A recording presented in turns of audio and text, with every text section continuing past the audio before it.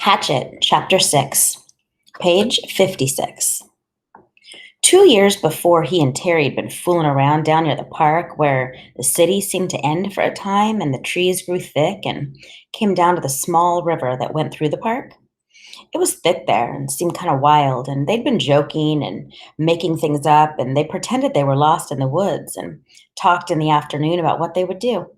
Of course, they figured they'd have all sorts of goodies like a gun and a knife and fishing gear and matches so they could hunt and fish and have a fire. I wish you were here, Terry, he thought, with a gun and a knife and some matches. In the park that time, they had decided the best shelter was a lean to, and Brian set out now to make one up. Maybe cover it with grass or leaves or sticks, he thought.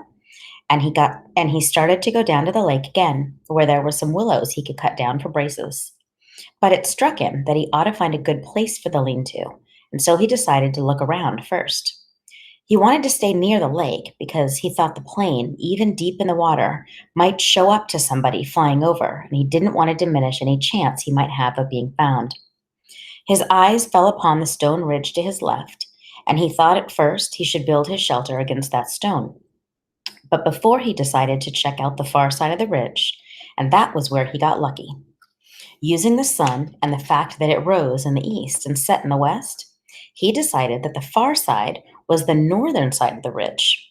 At one time in the far past, it had been scooped by something, probably a glacier, and this scooping had left a kind of sideways bowl back in under a ledge.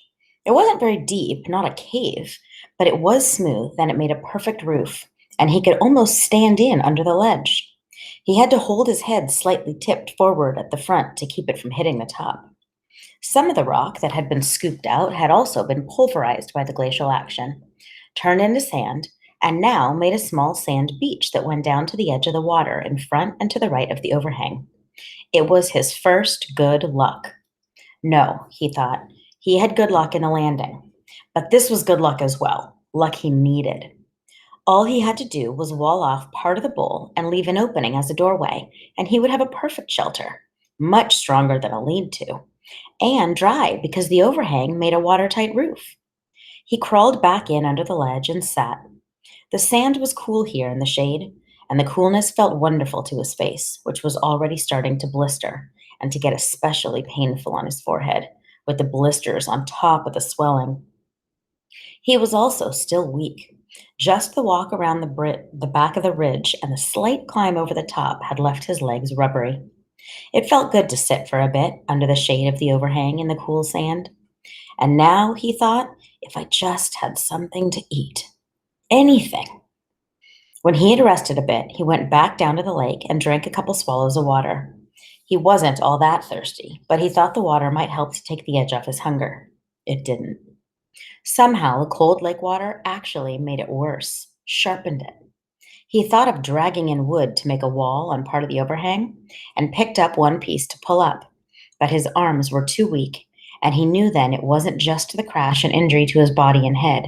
It was also that he was weak from hunger. He would have to find something to eat.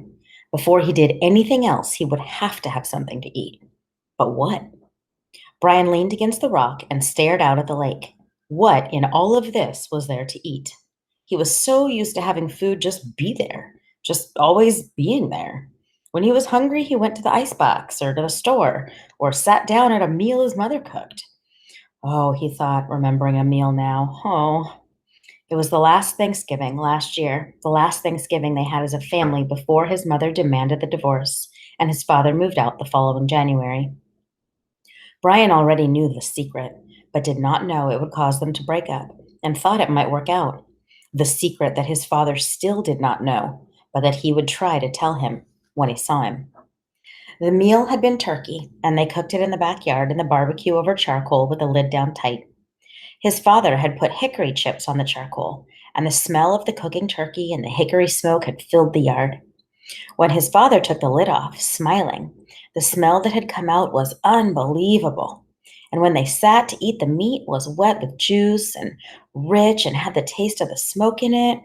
He had to stop this. His mouth was full of saliva, and his stomach was twisting and growling. What was there to eat? What had he read or seen that told him about food in the wilderness? Hadn't there been something? A show. Yes, a show on television about Air Force pilots and some kind of course they cook.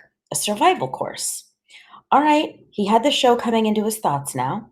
The pilots had to live in the desert. They put them in the desert down in Arizona or someplace, and they had to live for a week. They had to find food and water for a week. For water, they had made a sheet of plastic into a dew gathering device. For food, and they ate lizards. That was it. Of course, Brian had lots of water, and there weren't too many lizards in the Canadian woods that he knew. One of the pilots had used a watch crystal as a magnifying glass to focus the sun and start a fire so that they didn't have to eat the lizards raw. But Brian had a digital watch without a crystal, broken at that, so the show didn't help him much. Oh, wait, there was one thing. One of the pilots, a woman, had found some kind of beans on a bush, and she used them with her lizard to make a little stew in a tin can she found. Bean lizard stew. There weren't any beans here, but there must be berries. There had to be berry bushes around. Sure, the woods were full of berry bushes. That's what everybody always said. Well, he had actually never heard anybody say that, but he felt that it should be true. There must be berry bushes. He stood and moved out into the sand and looked up at the sun. It was still high. He didn't know what time it must be. At home, it would be 1 or 2 if the sun were that high. At home at 1 or 2, his mother would be putting away the lunch dishes and getting ready for her exercise class. No, that would have been yesterday. Today she'd be going to see him. Today was Thursday, and she always went to see him on Thursdays. Wednesday was the exercise class, and Thursdays she went to see him. Hot little jets of hate worked into his thoughts. Pushed once, moved back.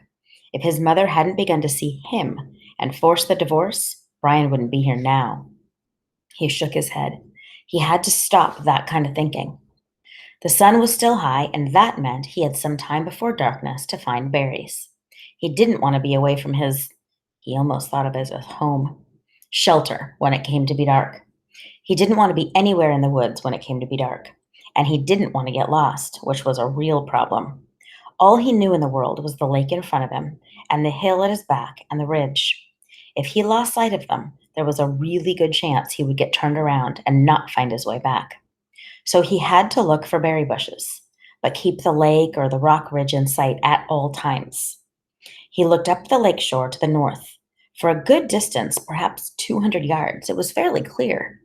There were tall pines, the kind with no limbs until very close to the top, with a gentle breeze sighing in them, but not too much low brush.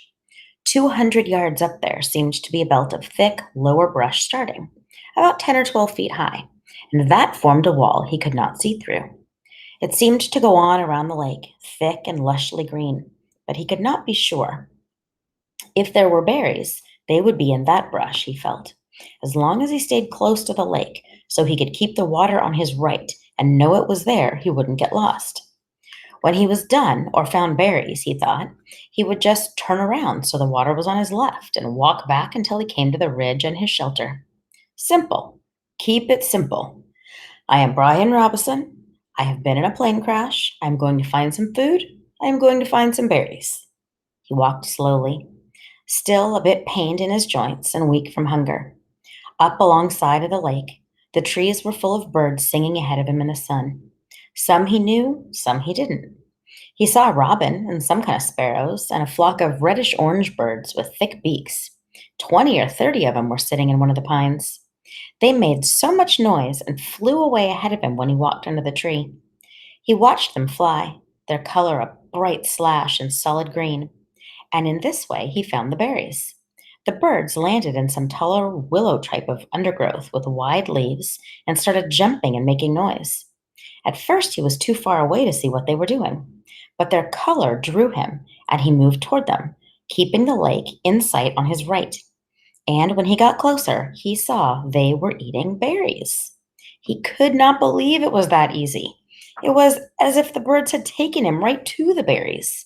The slender branches went up about 20 feet and were heavy, drooping with clusters of bright red berries. They were half as big as grapes, but hung in bunches, much like grapes. And when Brian saw them, glistening red in the sunlight, he almost yelled. His pace quickened, and he was in them in moments, scattering the birds, grabbing branches, stripping them to fill his mouth with berries. He almost spit them out. It wasn't that they were bitter so much as that they lacked any sweetness, had a tart flavor that left his mouth dry feeling. And they were like cherries in that they had large pits, which made them hard to chew. But there was such a hunger on him, such an emptiness, that he could not stop and kept stripping branches and eating berries by the handful, grabbing and jamming them all into his mouth and swallowing them, pits and all. He could not stop. And when at last his stomach was full, he was still hungry. 2 days without food must have shrunken his stomach, but the drive of hunger was still there. Thinking of the birds and how they would come back into the berries when he left, he made a carrying patch of his torn windbreaker and kept picking. Finally, when he judged he had close to 4 pounds in the jacket, he stopped and went back to his camp by the ridge. Now, he thought, now I have some food, and I can do something about fixing this place up. He glanced at the sun and saw he had some time before dark. If only I had matches, he thought, looking ruefully at the beach and lakeside. One moment.